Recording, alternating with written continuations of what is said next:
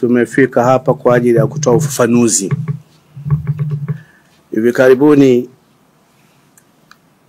wiki iliyopita tu, kuna taarifa zilitoka kwenye vyombo vya habari, baadhi, sio vyote. Taarifa hizo tunaamini ni za upotoshaji kuhusiana na ulipwaji wa fidia wa mradi wa kufua umeme wa Rusumo. Hapa tulipo ni Rusumo. Mradi tunaongelea ni hapa jirani. Intake iko hapa. Ikumbuko ya kuwa wananchi wengi wanalima kwenye eneo oevu ambapo sheria za maji za nchi zote mbili, Rwanda na Tanzania, haziruhusu. Ila kwa kuwa huu mradi wa Benki ya Dunia ambayo inataka fidia ya mazao ilipwe na sio ardhi.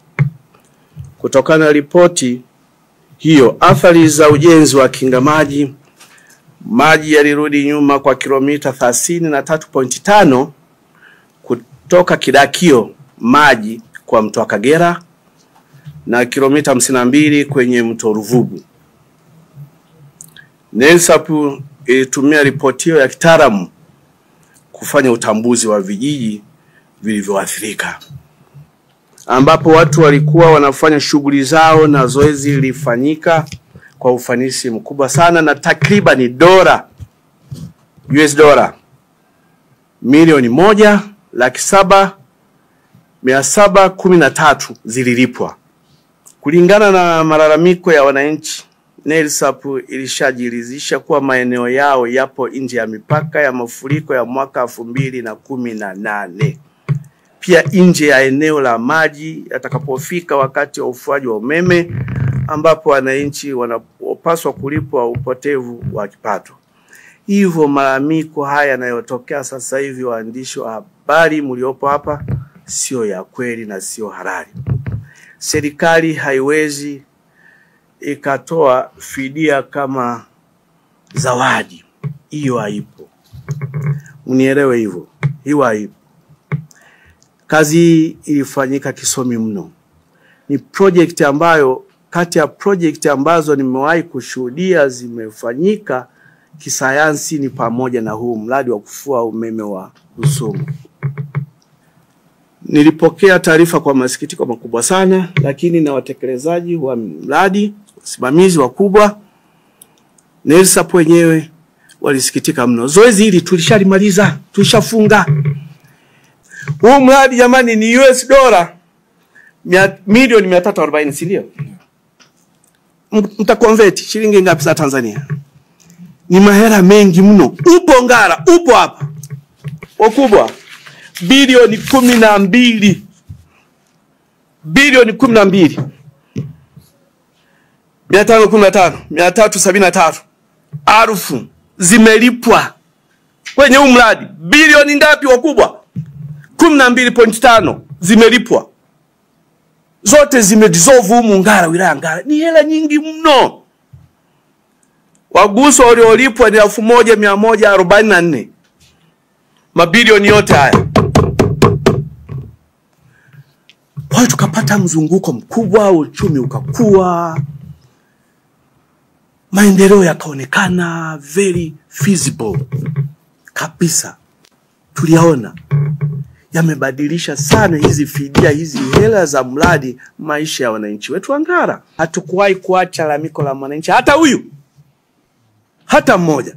Kila aliyestahili kulipwa amelipwa, ambaye hajalipwa hakustahili. Pesa ya serikali sio ya kugawa, kusambaza tu hivi kila mtu apate, ili mradi fulani uko sehemu fulani kila mwananchi wa Ngara atalipwa. No way, hakuna. Wakubwa, tunaelewana?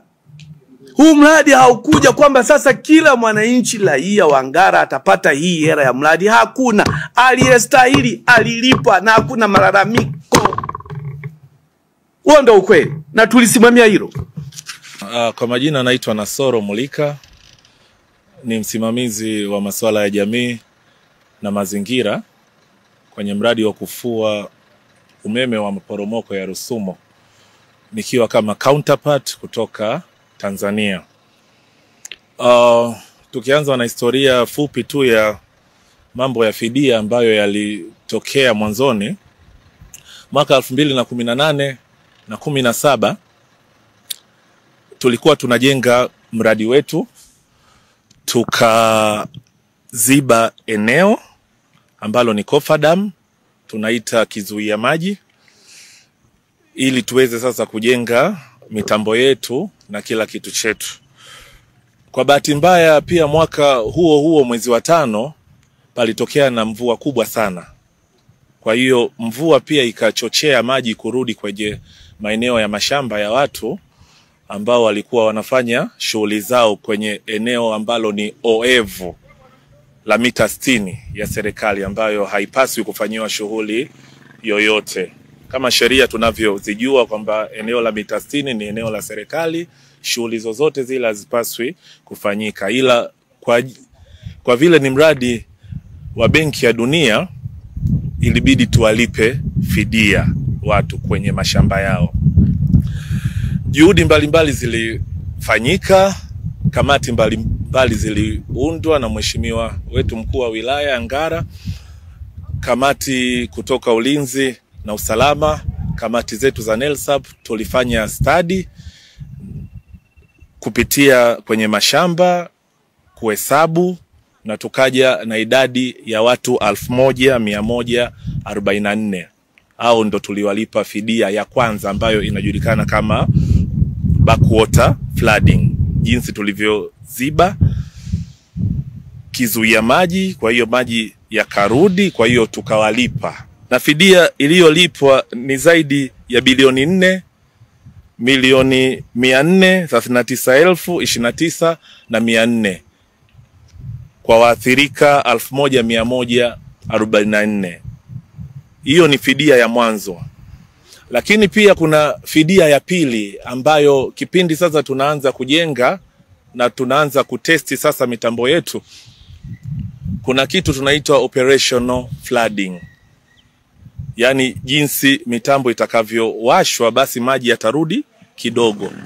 NELSAP tuliweka mipaka yetu ambapo maji yetu sasa yataishia, na tuliweza kuwalipa pia fidia, yani kama upotevu wa kipato kwenye eneo hilo oevu, lakini bado pia tuliwalipa watu fidia ya mazao, sio ardhi. NELSAP hatulipi ardhi kwa sababu ardhi ni mali ya serikali.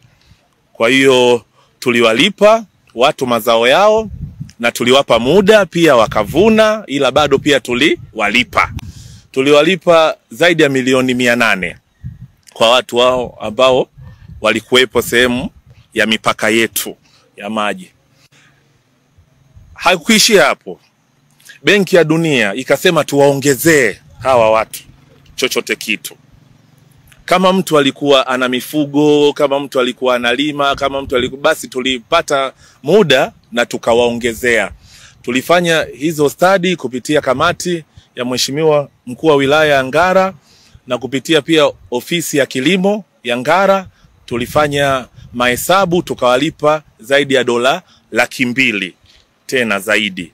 Tuliwalipa ile milioni 800, lakini pia tukawalipa zaidi ya dola 200,000 kuwaongezea chochote kitu. Lakini sasa hivi kuna taharuki ambayo imetokea ya watu kudhani kwamba sisi tunalipa ardhi. Nilishatangulia kusema ardhi ni mali ya serikali. Sisi hatuwezi tukalipa ardhi. Sisi tulikuwa tunalipa mazao ya upotevu wa kipato. Japo alikuwa eneo oevu, lakini Benki ya Dunia ikasema bado tuwalipe tu hivyo hivyo, na tuliwalipa. Kwa hiyo ardhi ni mali ya serikali. Sisi NELSAP haturuhusiwi kugusa mali ya serikali. Kwa hiyo baada ya fidia hizo yamezuka tena mapya, baada ya kuona watu wa bonde wamekuja kuweka vigingi na kuweka miti, wananchi wanadhani sasa NELSAP tunapaswa tena kuwalipa ardhi. Wakati watu wa bonde wamekuja kuweka mipaka kwenye maeneo yao ya mita 60, na sisi haturuhusiwi kugusa kwenye mipaka ya serikali.